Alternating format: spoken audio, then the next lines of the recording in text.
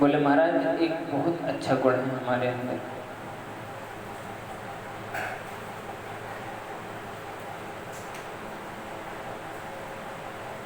बोले वो गुण कौन सा है जो तुम कह रहे हो कि हमारे अंदर बहुत अच्छा है?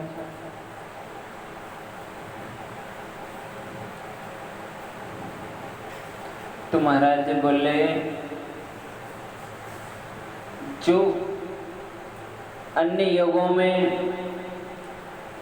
बड़े बड़े यज्ञ धर्म करने से जो पुण्य फल प्राप्त नहीं होता था, वह केवल भगवान नाम संकीर्तन से।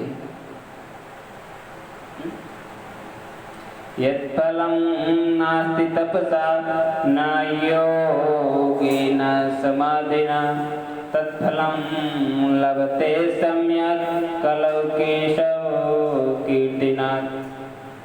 यत्फलं नास्ति तपसा, जो अन्य युगों में बड़े बड़े यज्ञ धर्म तपस्या करने से नहीं मिलता था, वह फल सिर्फ एक नाम भगवान का लेने से वही फल प्राप्त होगा जो हजारों वर्ष तपस्या करने में मिलता था।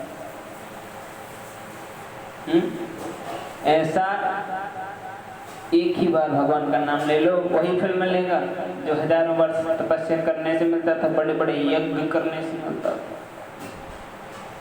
जैसे कि अश्वमेध यज्ञ होता था पहले, अश्व को छोड़ा था, पुत्र का मिष्टि यज्ञ होता था, बहुत विशाल यज्ञ होते थे। वो इस कलयुग में कोई कर सकता है? कोई नहीं। आज कोई घोड़ा विचरण करने के लिए छोड़ दे तो गेट से बाहर नहीं निकल पाएगा और हजारों लोग लड़ने के लिए तैयार हो जाएंगे। लेकिन उस राज्य में था कोई किसी की मजाल नहीं थी कि उस घोड़े को पकड़ ले, अश्वमेध यज्ञ की घोड़े को पकड़ ले। वो तो लव कुश ने इसलिए पकड़ लिया था क्योंकि वो अज्ञानी बालक थे और वो भी उसी कुल के थे, इसलिए।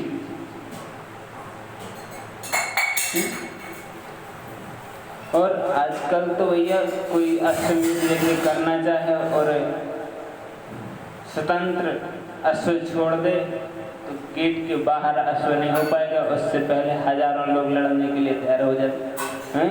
अपने आप को बड़ा गुंडा समझता है, मंत्री समझता है, ज्यादा ताकत आ गई तेरे अंदर, अब तेरी ताकत अभी निकाल।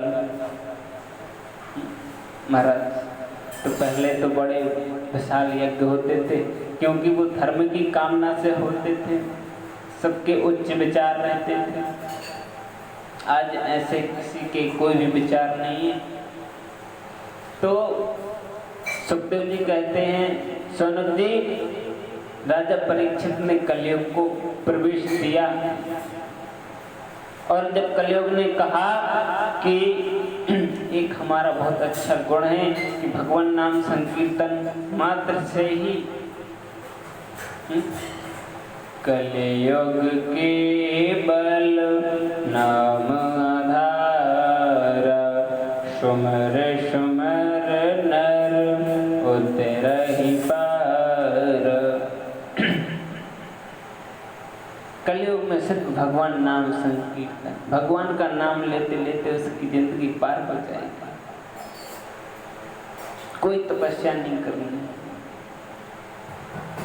कोई वैराग्य धारण नहीं करना, कोई बड़ा भारी यज्ञ नहीं करना, बस छोटे मोटे। ऐसा कोई यज्ञ नहीं करना है जो तुम्हारे सामर्थ्य से बाहर हो। पहले तो ऐसे भी यज्ञ होते थे कि सामर्थ्य नहीं होती थी फिर भी होते थे, जिनके अंदर इतनी क्षमता नहीं थी फिर भी तपस्या करते थे, 1,000 वर्षों तक एक आसन पर बैठते थे। आज हम 1 घंटे नहीं बैठ सकते एक आसन पर। ये कलयुग का प्रभाव। तो महाराज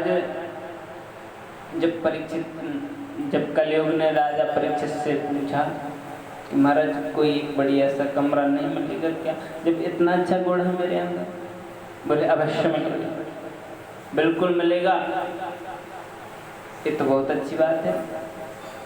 एक जब तुम्हारे अंदर इतना अच्छा गुण है तो हम इतना ही सुंदर कमरा तुम्हें देते हैं, तुम्हें हम स्वर्ण में बास देते हैं।